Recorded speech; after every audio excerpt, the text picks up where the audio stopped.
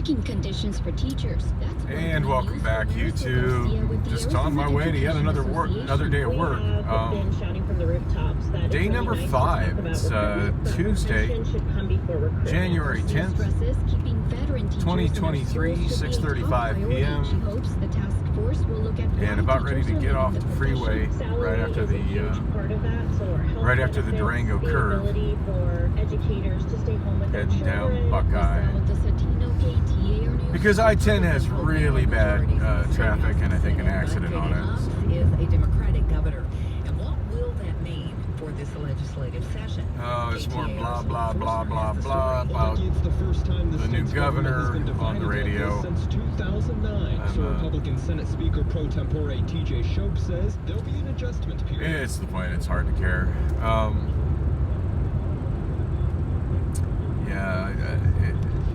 They can all say what they're going to say, but the reality is when you've got the governor from one party and the majority of the legislative branch is from the other party, a whole lot of nothing gets done. So,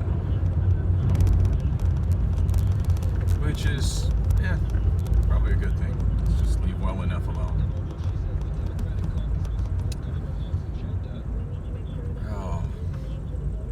I'm sure why I'm shooting video right now. I'm kind of groggy and tired. Oh, other than probably update on the stuff I was talking about at the last video. And what did I accomplish today? Not a damn thing. Yeah, that last video, obsessively long, while I was mostly just seeing how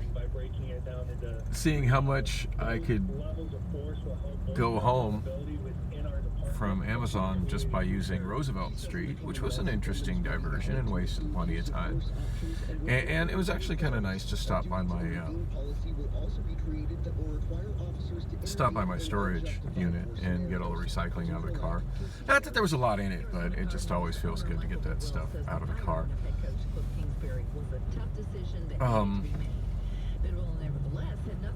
So yeah, the plan was for Rob to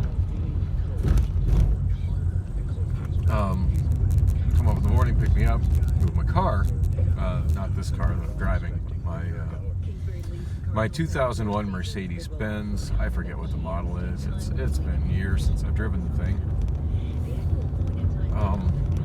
It's got a bad transmission. I've long since decided that the transmission is not worth replacing in it. Anyway, yeah, he called me around 8 a.m.ish, which was about the time I expected him to, and of course I had my ringer off, so I didn't hear it ring, and I was using my Obama phone on YouTube at the time, so it's like, oh shit, I was waiting for Rob to call. Rob called 15 minutes ago, called him back. I'm kind of like a jerk for that.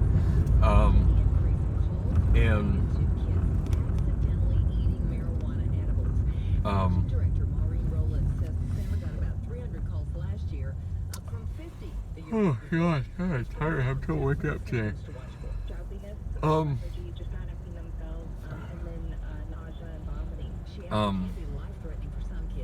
Went to what was I gonna say? Sorry, I'm having trouble focusing. I'm kind of tired today. Barely, kind of a struggle to wake up on time, but I did, so that's a good thing. Gonna make it to work on time. In fact, it looks like I'm on track so far to make it through this entire 6-day work week. If not on time every shift, within that 5-minute grace period all week. And then a couple of days this week where I clocked in a little bit after 7, but I was within the grace period where I didn't have to mess with my PTO to not lose any UPT. Got the rights going so slow, but time to get around that guy. Anyway, so yeah, I called Rob back, and he said that he went out to the Benz and the battery was completely dead, and that it was going to need to charge, which is what he had said yesterday evening. because I had assumed yesterday evening that he had pulled the battery out of it and would have it charging all night, so it would be ready to move it in the morning. I mean, he didn't say that he did that, but I just kind of assumed that would be, you know, the logical thing to do. We're planning on moving it in the morning, and he knows that it's going to have a dead battery from just sitting there. You know, and of course it's going to have a dead battery from sitting there. The car's got, you know, it hasn't been started in well over a year, and it's got a bunch of different electronic devices in it that will have a constant drain on the battery.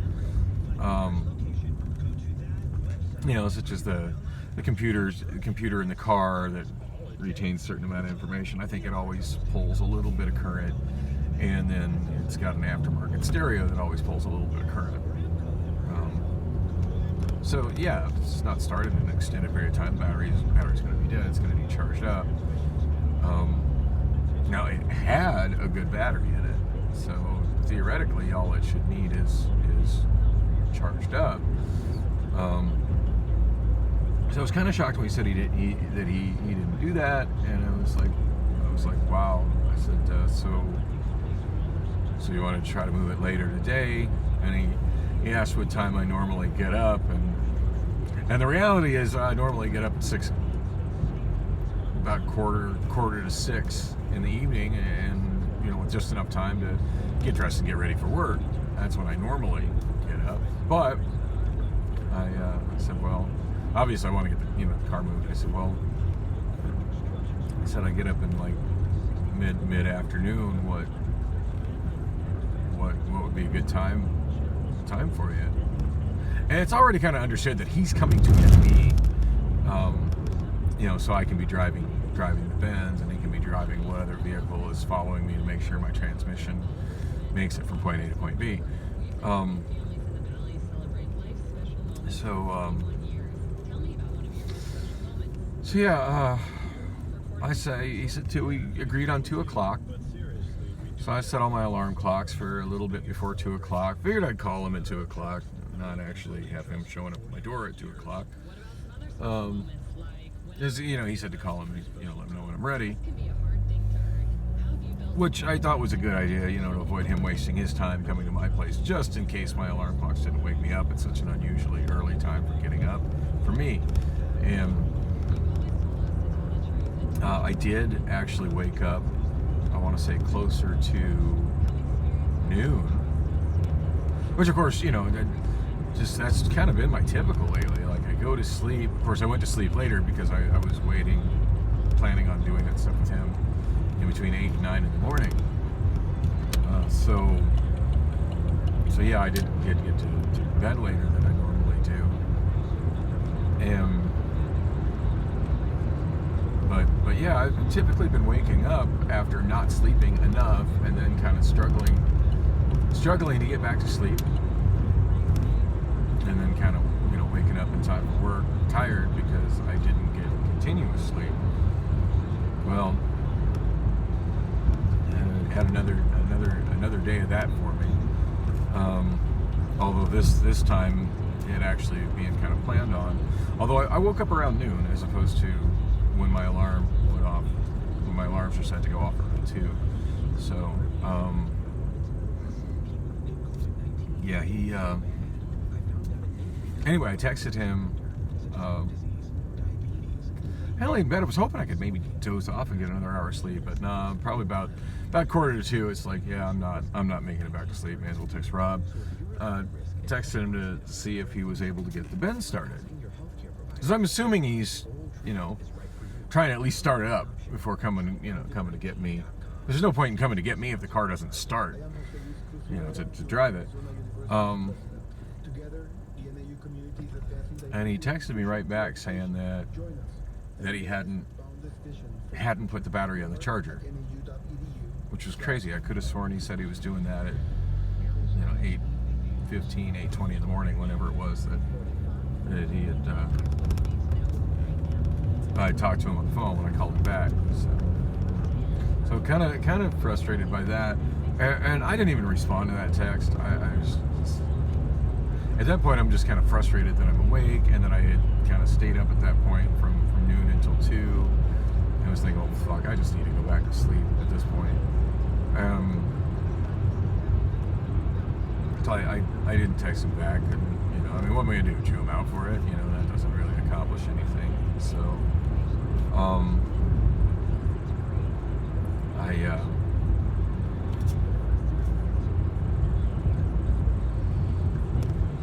God, tired today.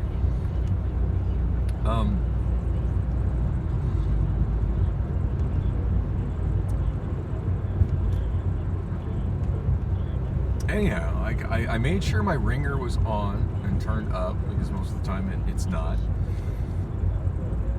Assuming that if he made any progress on the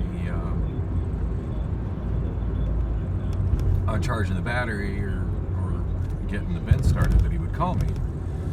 And all right, that car's squarely in the bike lane. Groundwater nearly unchecked and send those water-intensive crops back to the Middle East. We all know he's not right. And that's why on the subject of bike lanes, I always say paint is not infrastructure. People in cars just drive right over it. As I drive over the one when I turn right there, I always drive over that one. That's just, it seems weird how they got that corner laid out.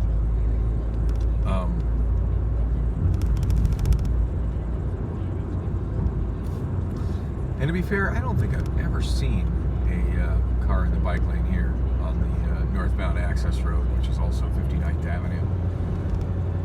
Access road for Loop 202. I have seen bikes in the bike lane on Buckeye Road, but never this far west. Anyway, yeah, so I left my ringer on, hoping that I would hear from him. Figuring if he got it going, he would call me up, wake me up, and be coming to get me, and if there was any other updates, I'd get a text message. I did manage to fall asleep like shortly thereafter, so that's a good thing. But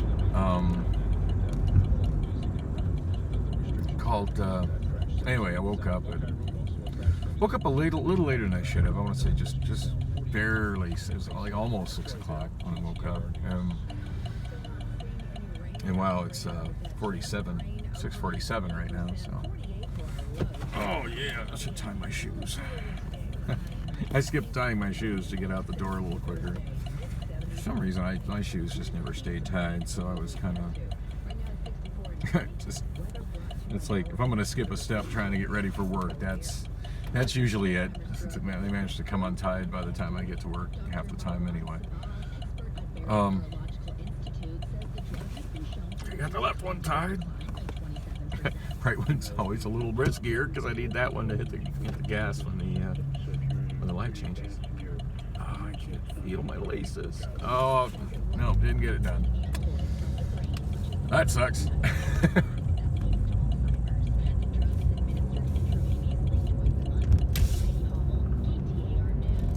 This light's gonna be long enough for me to get it done. I'm gonna try. 6:49. Boys spoke with someone who was in the room during an important meeting at the border. Here's a little bit of that. All right, shoes tied. Mission accomplished. Small mission, but accomplished. So anyway, when I woke up, I sent him a text. Just sent Rob a text, asked if he'd made any progress on the vents. Wow, that southbound access road is staying green for an unusually long amount of time. Usually this going through these two lights doesn't take so long.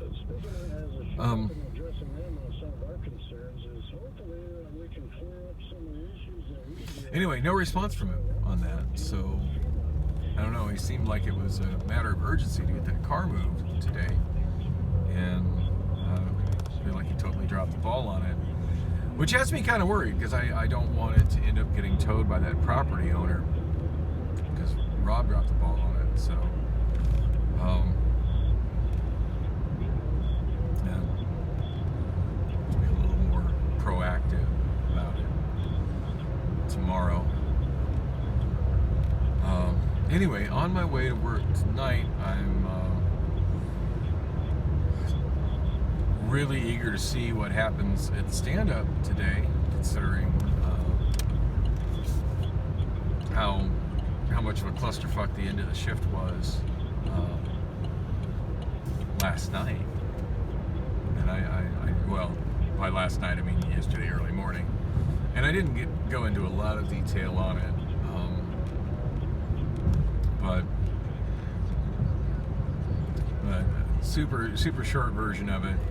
As I've explained, my main department nowadays working at Amazon is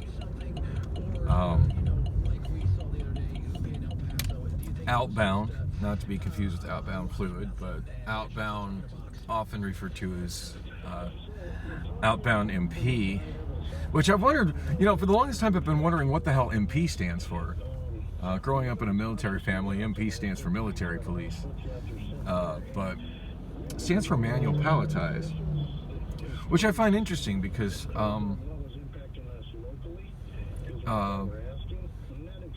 well, granted, manual palletized is a pretty substantial portion of our department. We've also got the robotic palletizers. Although I'm thinking maybe that's just what they call that department because it was called in other Amazon distribution centers. Because it is my understanding not every facility has the robotic palletizers. So we're kind of special that we have those. I still don't know when if I'm going to get retrained to operate the robotic palletizers. That's something I was really eager to learn how to do, and then the silly incident of me walking across the laser line and dripping the sensor on it to trying to point out the shape of the base of the UPP on Ariel's first night of forklift driving. Ended up having to cancel me out of that class, which was stupid. But anyway, not that that's that big of a priority. I'm sidetracking myself from what happened yesterday. So anyway, outbound MP, much like outbound fluid, is split into two sections. Now, granted, they're supposed to kind of operate together, but during the course of the shift, there's not a whole lot of direct communication between them other than our stand-ups at the beginning of the shift, at the end of the shift, that some people have a habit of not participating in.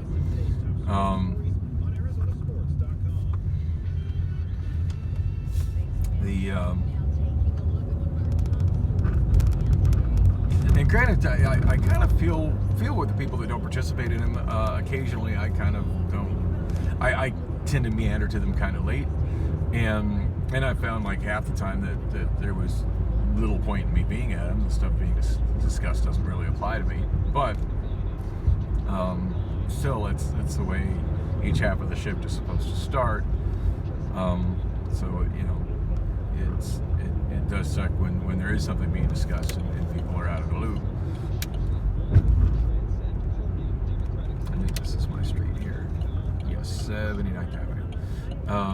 Of course, the obvious thing is I can, if I watch on the right here, I can see the big open space where the cornfields are, and then that ginormous building, all those lights in the distance where I work. The building really is obscenely huge. So anyway, we were two separate, and we're stretched apart, and there's kind of leadership on each side. Now, the leadership's supposed to work together to a point. Exactly how they do that, I really don't know. It's the ins and outs of that communication are above my pay grade. There are times when I'm on one side, I need to get some answers, and I need to go find somebody on the other side for it. And I do occasionally swap back and forth from one side to the other, but it's pretty occasional. Generally speaking, whatever side I get assigned to at the beginning of the night is where I stay. Anyway, super long story short, because I'm here and I gotta bolt my ass in the door as soon as I get parked. Arizona's Evening News. I'm Becky Lynn. We were just 5 minutes away. Basically, Susan Monday. And hang on, we've got the Ramsey. I was working on the south side, which I normally always do on Sunday, Monday, Tuesday.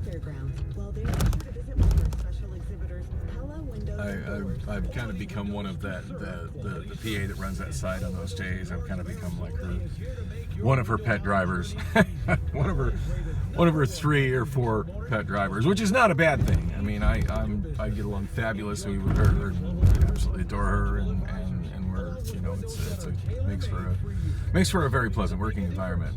And I mean, she knows I know what to do, and I for the most part just get left alone. I do my thing, and she knows that, you know, she knows what I'm doing, and she knows it's getting done at a decent rate of speed. Maybe not as fast as some of the other people do it, but certainly with a whole lot less mistakes and quality issues. So that's, you know, that's a trade-off that most people feel is worth it. Is it takes a whole lot more time to correct mistakes. You know, it seems like whatever gains are made by the people who do what I do a little bit faster is more than lost in the time taken to replace those gains. Anyway, I need to get in. So long story short, basically, Southside or Northside docks, which was not the site I was working on, including leadership, pretty much all disappeared except for one rookie driver, the woman that I've mentioned that I find kind of attractive, who's intriguing.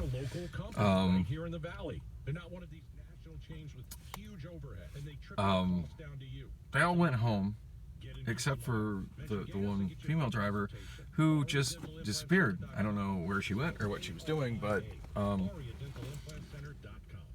yeah, when my boss realized what was, you know, my direct supervisor on the south side realized what was going on over there, she's just like, hey, it's everybody left the north side. Can you wrap up what you're doing right there and head over there? I'm like, yeah, sure, no problem. When I got there, she had beat me there because she was able to just walk over directly, whereas I had to drive my forklift to the forklift charging area, get all my stuff off of it, plug it in, then walk across the building at that end of the building, and then do the same thing in reverse, getting on another forklift. That's a whole lot quicker than driving around the building. That's a long drive in the pit lane from north side MP to south side, north side outbound to south side outbound. I need to get in the building. I don't want to get the story out, but anyway, oh, gotta get my vest too. So anyway, the female driver was just nowhere to be found. Like, her forklift was there, she wasn't on it. I mean, it's, you know, we're not, generally speaking, forklift drivers in this building are not micromanaged, unlike some other positions of like tier 1 associates. But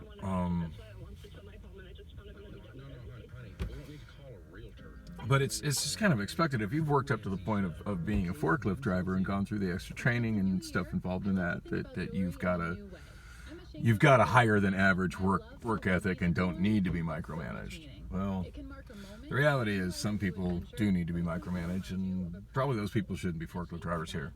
That's my opinion.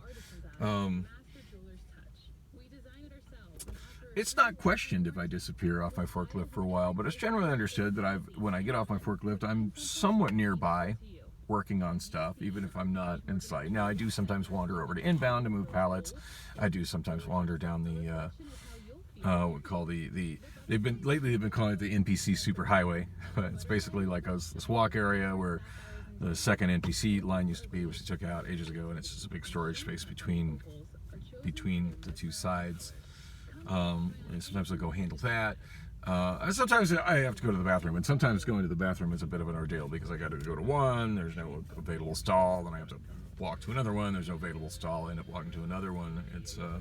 That'll take a while, but generally, I mean, I do it let's just say as long as she was gone, while we're, my supervisor from the north side and me, well, now it's exactly 7 o'clock, we're each, you know, just being flabbergasted by how the entire department has been abandoned. And whose forklift is that? Oh, it's hers. Well, where is she? I don't know. Can't find her. Fabulous. Yeah, it was a while that I was there before she wandered back. I don't know. For one thing, if I do leave, I don't know. Anyway, I'm going into more detail than I really should, but I got to get inside. Thanks for coming with me on the drive. Like, comment, subscribe, all that happy YouTube shit.